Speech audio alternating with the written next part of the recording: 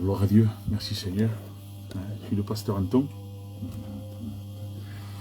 Voilà, j'ai un message, ça fait quelque temps que je l'ai. Et je l'ai à cœur de le prêcher, passer un message que j'ai reçu. Et puis ce message, c'est un message que je crois qu'elle est d'actualité. C'est un message d'amour et de justice. Alors voilà ce qui est écrit dans Esdras. Esdras 3.12. Vous connaissez Esdras, le livre d'Esdras. Esdras, c'est celui qui a reconstruit le temple. Et c'était un sacrificateur. Esdras, ça veut dire secours. C'est l'un des chefs des sacrificateurs. Et Esdras 3.12, il est écrit: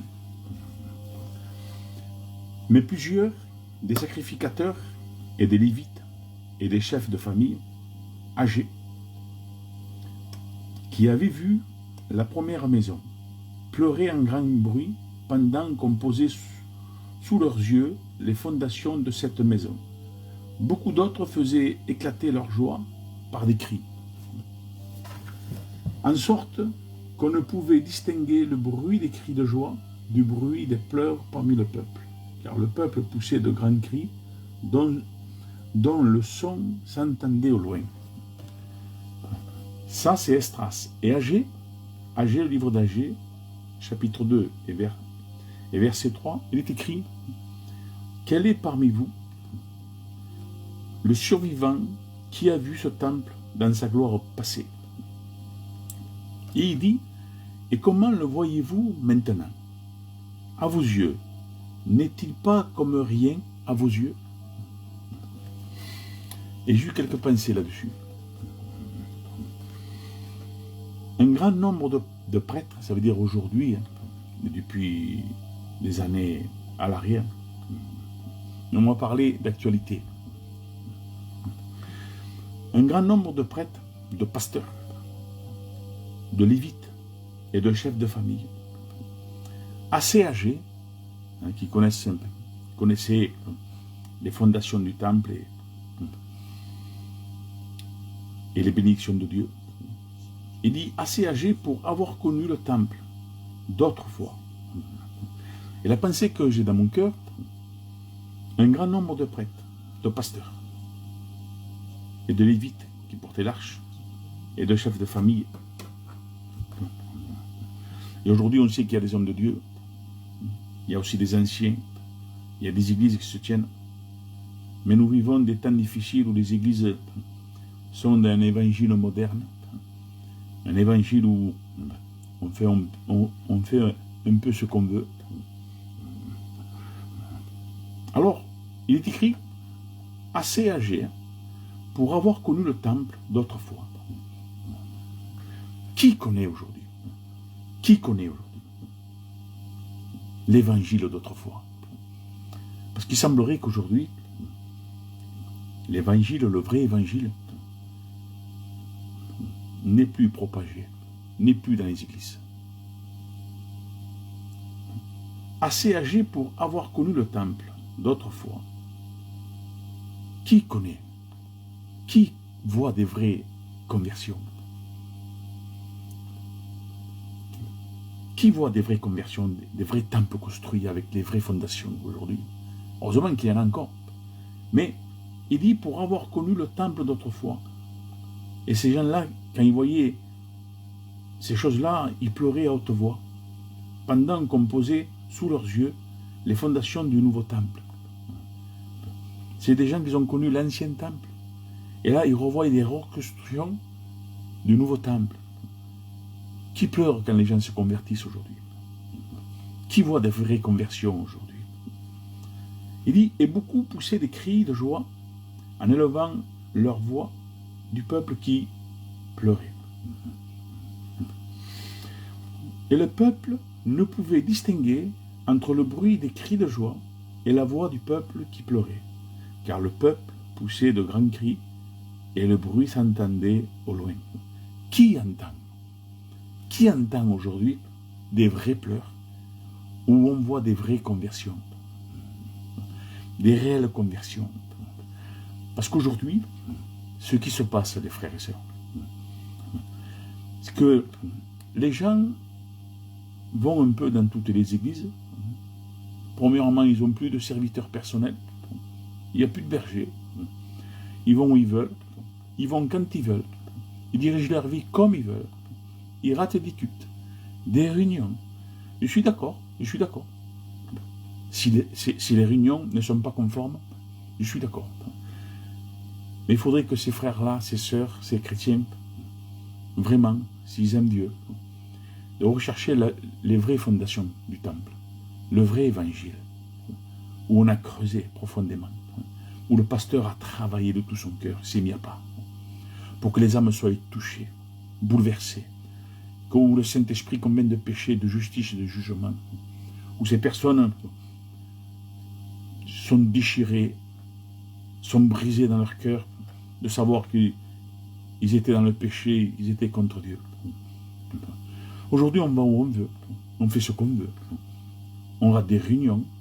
Je suis d'accord, si les réunions, ce n'est pas des vraies réunions.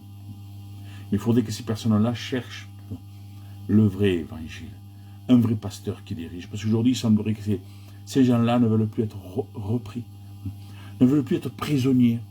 On dirait qu'aujourd'hui, si on a un vrai serviteur qui nous dirige, on est prisonnier. Parce qu'on ne peut pas faire ce qu'on veut. On ne peut pas aller où on veut. On ne peut pas rater des réunions. On ne peut pas rater des cultes. Écoutez, tout cela, je vous dis la vérité, c'est une ruse du diable. Aujourd'hui, les gens vont où ils veulent, ils font ce qu'ils veulent.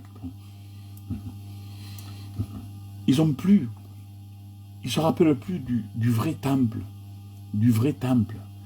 où ça a été creusé de la part de Dieu, où on venait pour se recueillir, ça veut dire le temple de notre cœur. Quand on se met à part, on se recueillit là devant Dieu, on poussait des cris de joie, des cris peut-être même de tristesse des fois, de voir ce qui se passe. Et les gens, on dirait que les églises ne connaissent plus les vraies fondations du vrai temple de l'évangile. Et il dit que le peuple ne pouvait distinguer entre le bruit des cris de joie et la voix du peuple qui pleurait. Car le peuple poussait de grands cris et le bruit s'entendait au loin. Qui entend aujourd'hui les vrais cris de joie, les vrais cris de victoire, les vrais cris de l'évangile, où la parole de Dieu percutait les cœurs, où les gens tombaient par terre, à genoux, ils étaient brisés.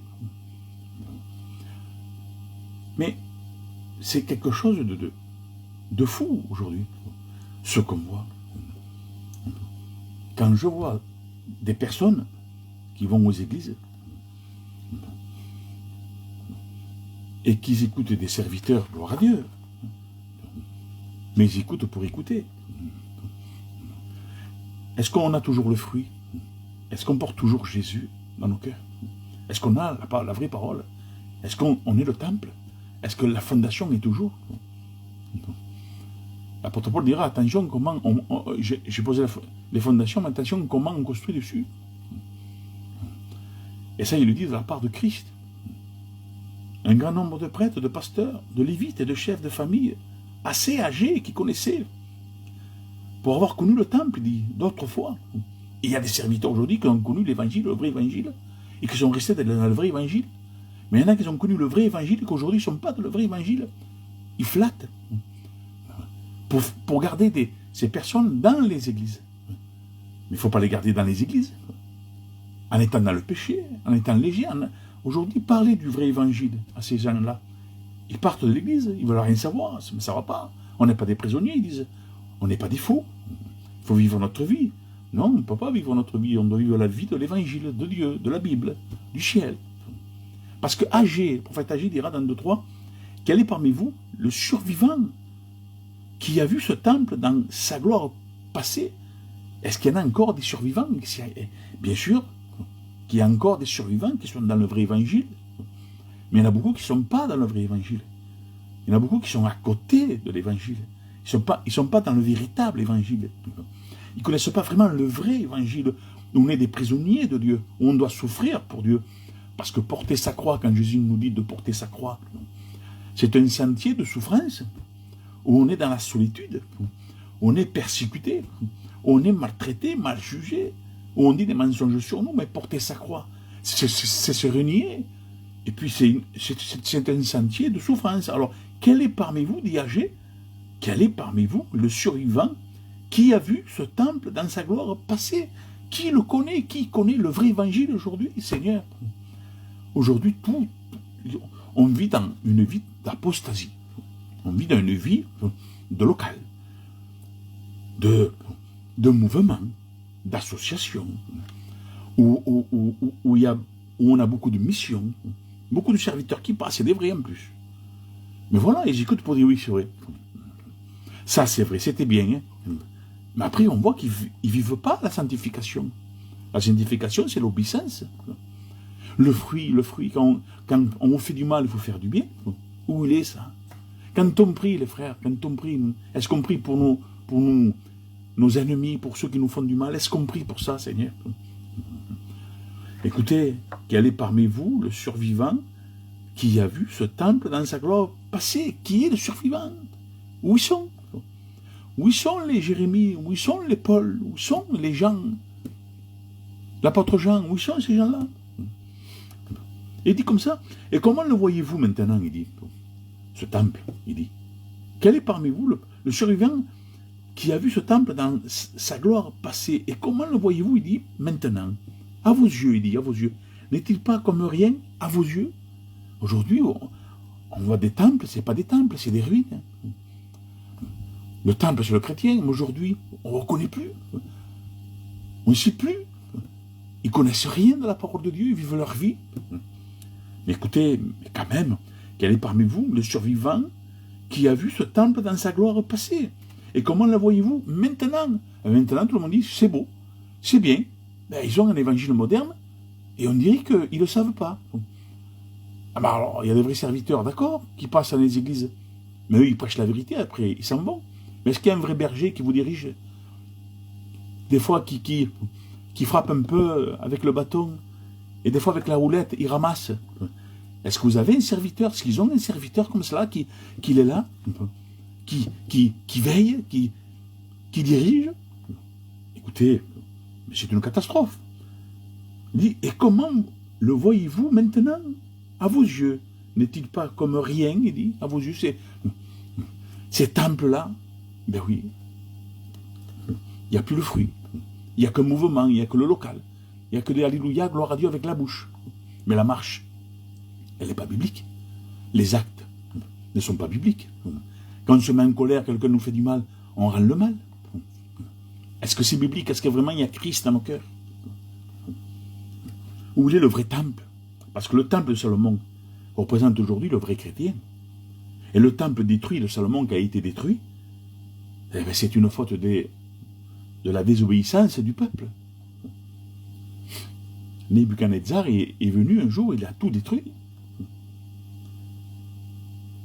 Ézéchiel 7,20 dira, ils ont tiré orgueil de leurs précieuses richesses et ont fabriqué des idoles abominables, meurtrieuses. Écoutez, aujourd'hui c'est ce qu'on voit dans les églises.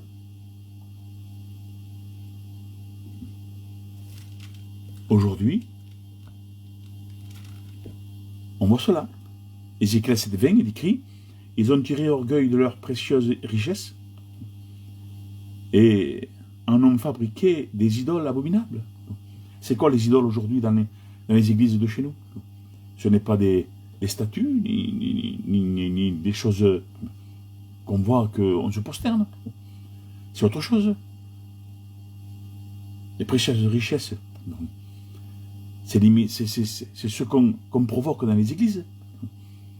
Alors on veut des belles églises. Et puis après, on fabrique des idoles. On fait venir beaucoup de serviteurs et ça devient des idoles. Mais ce n'est pas la faute au serviteur. Le serviteur, il vient, il prêche la parole, il s'en va. Mais ce sont devenus des idoles. Aujourd'hui, c'est des idoles. Ils viennent et puis on les écoute, on dit Alléluia, gloire à Dieu. On apprécie ce qu'ils disent des fois même. Mais dans notre cœur, c'est devenu des idoles. Les missions sont devenues des idoles. Les serviteurs qui viennent de loin, c'est devenu des idoles. Et Dieu dit que ceux qui se prosternent devant des idoles, comme je vous ai dit là, des idolâtres, ne rentreront pas au royaume des cieux. C'est pourquoi il dit le Seigneur, je la transforme pour eux en ordure. C'est la Bible qui parlait, c'est pas moi.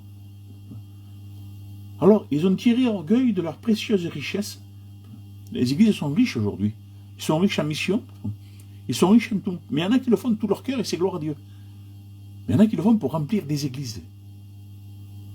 Alors, et on fabrique des idoles.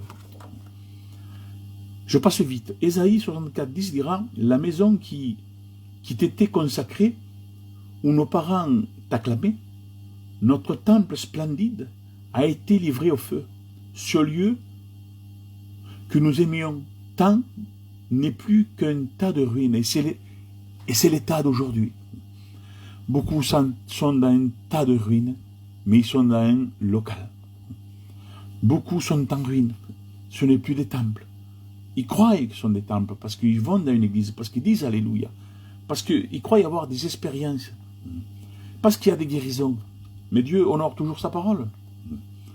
Mais aujourd'hui, la maison qui était consacrée, et même par nos anciens, nos parents, il dit, où on t'acclamait, il n'y a plus cette ancienneté dans notre cœur. On veut du nouveau, une nouveauté. Pas de pasteur surtout. On ne veut pas être attaché à un pasteur qui nous dirige. Nous voulons être libres. Mais ce n'est pas biblique. En étant libre, on fait ce qu'on veut, et sans le savoir, et puis on le sait quand on pêche. Et bien on fait comme on veut, on va où on veut, et des fois on va à la réunion, on n'y va pas, on va au culte, on ne va pas au culte.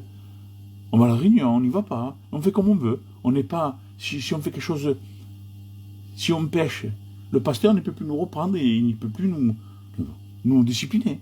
On ne veut plus de ça. Non? On veut un évangile facile. Et ça, c'est pas de Dieu. Non, non. La maison, il dit, qui t'était consacrée, où nos parents t'acclamaient, notre temple splendide a été livré au feu. Dans Matthieu 24:1, il dira, alors Jésus leur dit, vous voyez tout cela, je vous le déclare. C'est la vérité, il dit. Il ne restera pas ici une seule pierre posée sur une autre. Tout sera renversé. Tout être humain, j'ai traduit, tout être humain retournera à la poussière, malgré leur construction de leur vie ici-bas sur terre, leur position, leur grade, leur structure, leur stature, malgré tout ça, leur grade. Eh bien, il y a deux tribunaux. Le tribunal de Christ pour les chrétiens et le grand trône blanc pour être jugé pour aller à l'enfer. Donc, quel est l'état de notre temple, de notre vie? Est-ce qu'on est resté dans les vraies fondations? Est-ce qu'on a bien construit dessus? Est-ce qu'on est toujours dans le vrai évangile? Ou on est dans l'évangile moderne, où on fait ce qu'on veut, on va où on veut, et on n'a pas de serviteurs surtout. Surtout, on ne veut pas de serviteurs. Et pourtant, il y en a encore des serviteurs, mais ils n'en veulent pas. Oui, il y a encore des vrais serviteurs, mais ils n'en veulent pas. Ils veulent un évangile où eux, ils sont libres. La liberté, quand Dieu dit qu'on est libre, c'est parce on a accès, parce que le sang de Jésus nous a purifié tout péché, on a accès à lire la parole, on la comprend. On a accès maintenant à prier l'Éternel, on peut élever nos voix. On est libre, on n'est plus dans le péché, on est libre de rentrer dans le ciel quand Jésus viendra nous chercher. Alors, un grand nombre de pasteurs, assez âgés pour avoir connu le temple, d'autres fois, vous vous rendez compte, d'autres fois, aujourd'hui c'est d'actualité. Estras est d'actualité. Où est le temple d'autrefois? Où sont les chrétiens d'autrefois? Où ils se tenaient, où ils pleuraient, où ils louaient de tout leur cœur, où ils se tenaient, où ils marchaient dans la sanctification, où ils marchaient dans l'amour de Dieu, dans la justice de Dieu, où ils étaient là dans les pas de Dieu. Qui marche comme ça aujourd'hui? Eh bien, laissez-moi vous dire qu'on n'en voit pas beaucoup. Et ça, c'est une tristesse. Prions pour eux. Moi, je prie pour eux. Mais voilà. Dieu agit. Mais après, c'est à eux, c'est à nous, à prendre le choix. Voilà. J'ai passé vite le message. Que Dieu vous bénisse. Et que Dieu nous éclaire encore. Et croyez-moi que Jésus vient bientôt. Gloire à Dieu.